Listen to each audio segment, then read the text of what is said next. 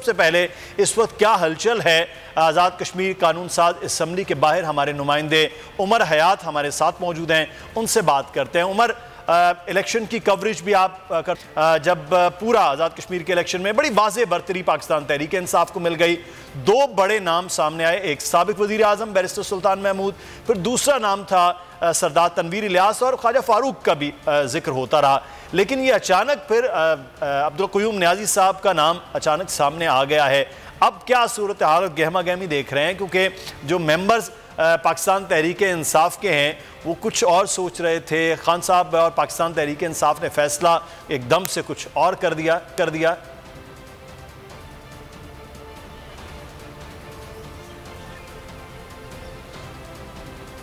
देखिए मुदस्सर, जो सूरत हाल यहाँ पर डेवलप हुई है वो आज सुबह से डेवलप हुई है। गुज़िश्ता रात तक हमने ये देखा था कि जो सरदार तनवीर इलियास और बैरिस्टर सुल्तान महमूद जो है वज़ारत उज़्मा की दौड़ से आउट हो चुके थे, और रात को सिर्फ़ और सिर्फ ख्वाजा फ़ारूक और अज़हर सादिक का नाम जो है वज़ारत उज़्मा के लिए चल रहा था।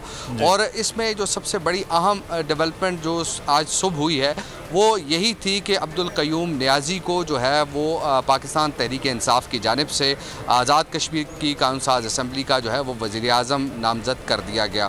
ये बात यकीनन तौर पर हमारे लिए भी हैरान कुन थी कि 4 बड़े नाम जो है वो सामने आया और फिर उसके बाद उन नामों पर पानी फिर गया और उसके बाद एक नया नाम सामने आ गया।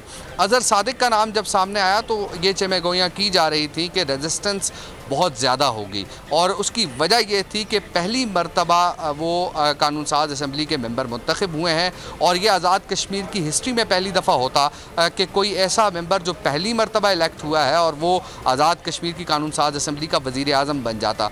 लेकिन उसके बाद बाजी एकदम पलट गई। वज़ीर उमूर कश्मीर अली अमीन गंडापुर जो है वो इस वक्त मुज़फ़्फ़राबाद में मौजूद हैं, और उन्हीं की जानिब से वो जिस लिफाफे में जो है वो नाम था अब्दुल क़य्यूम नियाज़ी का, वो लिफाफा खोला गया। और उसके बाद हमने ये देखा कि एक तरफ सामने आई वो यही थी कि जब अब्दुल क़य्यूम नियाज़ी अपने कागजात नामज़दगी जमा करवा रहे थे उस वक्त उनके साथ तीनों वज़ारत उज़्मा के उम्मीदवार यानी सरदार तनवीर इलियास मौजूद थे, उनके साथ ख्वाजा फ़ारूक मौजूद थे, उनके साथ अज़हर सादिक मौजूद थे। लेकिन एक शख्स मौजूद नहीं था, वो बैरिस्टर सुल्तान महमूद थे, वो मौजूद नहीं थे। और हमने देखा कि उनकी जानिब से काफ़ी रेजिस्टेंस जो है वो सामने आई। मीडिया में उनसे सवालात पूछे गए कि आपको सदर बनाया जा रहा है, उन्होंने कहा कि मैं सदर का उम्मीदवार ही नहीं हूँ, बल्कि पार्लिमानी पार्टी ने जो है वो ये तजावीज़ दी थी कि बैरिस्टर सुल्तान महमूद को सदर और सरदार तनवीर इलियास को वज़ीर आज़म बनाया जाए।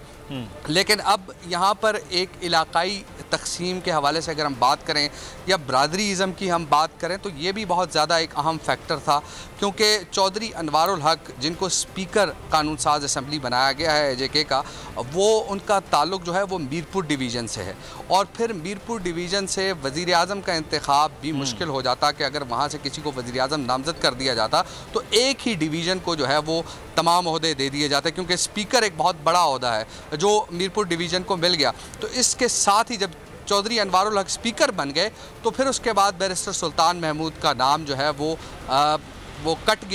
हट गया।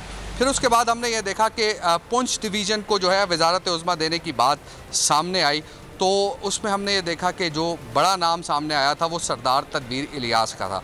सरदार तनवीर इलियास क्योंकि मुआविन खुसूसी वज़ीर आला पंजाब रहे, फिर आज़ाद कश्मीर के जो इंतखाबात थे उनके हवाले से पाकिस्तान तहरीक इंसाफ की इंतखाबी कैंपेन के डिप्टी चेयरमैन भी रहे, तो वो सिचुएशन जो है वो समझ आ रहा था कि सरदार तनवीर इलियास जो है वो वज़ीर आज़म हो सकते हैं।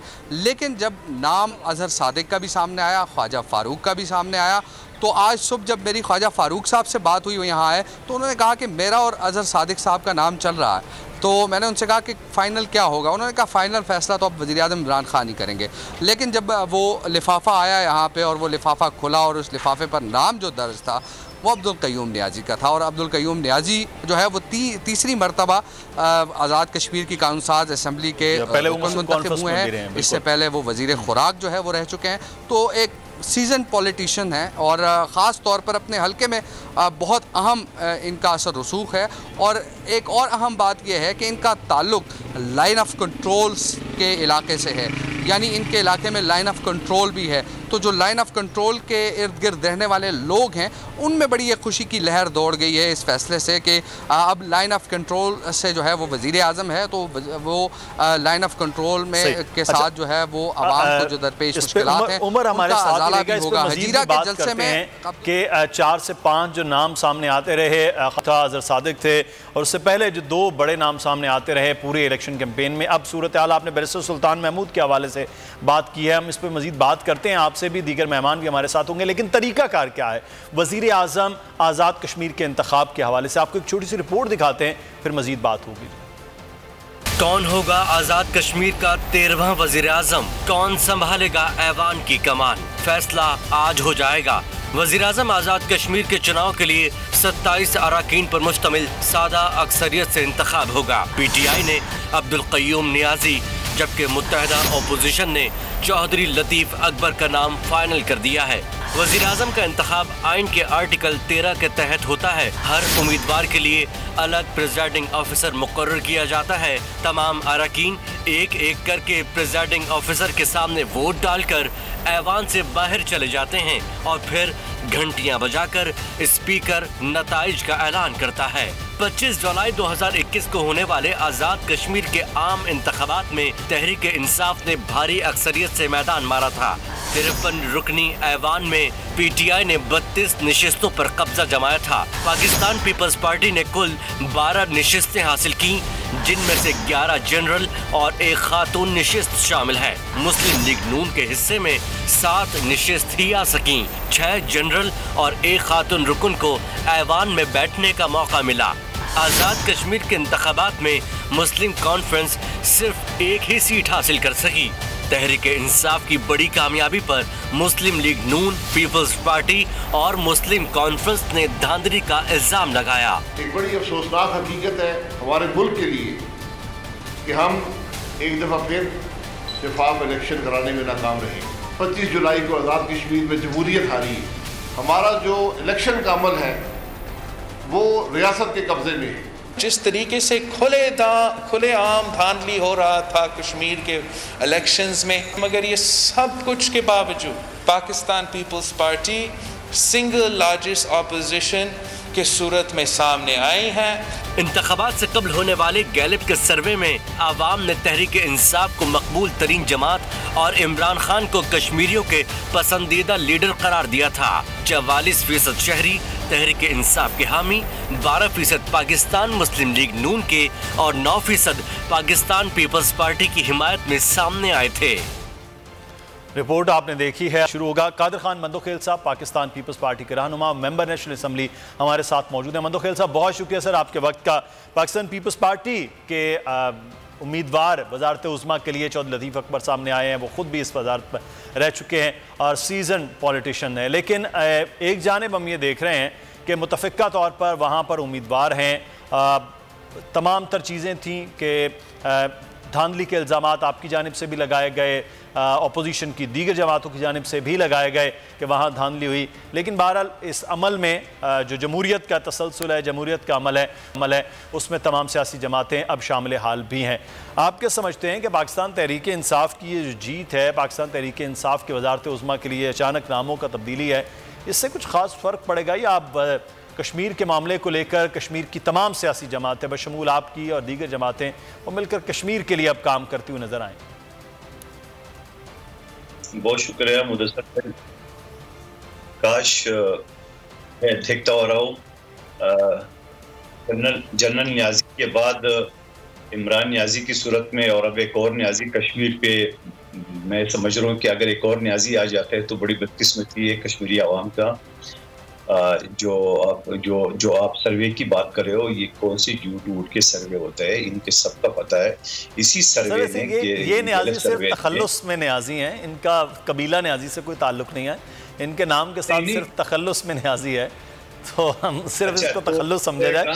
तो एक काम करें, आप अपने साथ मुदस्सर न्याजी लिखते, क्या पता मोहन गौसी सर मैं तो मैं आपको तखल्लुस पे इतने नवाजा जा रहे हैं तो फिर असल न्याजी होता तो फिर क्या करते हैं, ये भी तो आप देख ले। बहरहाल बदकिस्मती है पाकिस्तान की अवाम का, कश्मीरी अवाम का, और जो गैलप सर्वे की मैं बात कर रहा था, ये गैलप सर्वे जो मेरे इलेक्शन में आज से ठीक 3 महीने पहले उन्होंने पीटीआई किया, तो मैं सर्वे आया था कि पीटीआई नंबर 1 पार्टी है। और फिर आपने देखा कि जो ये सर्वे पीटीआई को नंबर 1 ला रहे थे और वो पीटी 6 नंबर पे। तो भाई इनका क्या है, ये सर्वे का ये गुमराह करने वाले, ये मफादात होता है, इनकी भी आपस किससे होता है और हर किसी के साथ लाइन होता है। ये कोई आपको याद है वो एक कराची का मुस्तफ़ा कमाल साहब, वो दुनिया का 2 नंबर मेयर, वो भी जाके पता चला किसी मैगजीन को उसने को पैसे वैसे दिए अपने आप को 2 नंबर में या नंबर 2 को। तो वो तो ये तो सारे गेम चलते रहते हैं। लेकिन असल आपको पता है कि इतनी धांधली के बावजूद कश्मीर में जहां अली गंडापुर की सूरत में उन्होंने स्ट्रेट फायरिंग की आवाम के ऊपर और आवाम ने भी उसको सिला दिए, जूतों और अंडू का बारिश कर दी उसके ऊपर। और फिर जिस तरह वो 500 अरब रुपए फी एमएलए, 4 से 5 अरब रुपए और ये सारी तूफानी बदतमीजी। और फिर किस बात का सर्वे, जब इमरान नियाजी साहब मोदी के लिए दुआएं मांग रहा था कि मोदी आएगा तो कश्मीर का मसला हल करेगा, और फिर यही इमरान नियाजी साहब जब वो ट्रम्प से मिला और वापसी पे आ रहा था तो इनके वजीर मुशीर लाइन से खड़े होकर हार और फूल जो है ना वो उसको दे रहे थे जैसे कोई बंदा हज से आ रहा था। और एग्जैक्ट 10 दिन बाद मोदी ने आर्टिकल 370 लगा के मकबूजा कश्मीर को पूरा अपने काबू में ले लिया है। तो भाई मैं तो कहता हूँ ये तो उसने मुकमगा कर लिया ट्रम्प के साथ कि बाबा आज़ाद कश्मीर मुझे दे दो, मकबूजा कश्मीर इंडिया को दे दो। ये तो तय कर लिया उसने उनके साथ। अब ये चैलेंज करते हैं मेरी बातों को और साबित हो गया आवाम के सामने। और फिर ये कश्मीर के ऊपर जो बातें कर रहे हैं, अभी अल्लाह खैर करे, मुझे तो बड़ी बुरे ख्वाब नजर आ रहे हैं कि आगे क्या करेंगे, ये मौजूदा कश्मीर के साथ क्या करेंगे। मकबूजा को तो बेच दिया उन्होंने, खुलम खुला बेच दिया है। सवाल ये है कि ये शख्स अगर एक बात पे कायम रहता, एक पाकिस्तान का अक़वाम मुत्तहिदा में एक तकरीर कर दी, इनके रहनुमा अगर आपके साथ अभी आ जाएंगे मेरे साथ या मेरे बाद, बोले देखा आपने कितनी बड़ी तकरीर की है।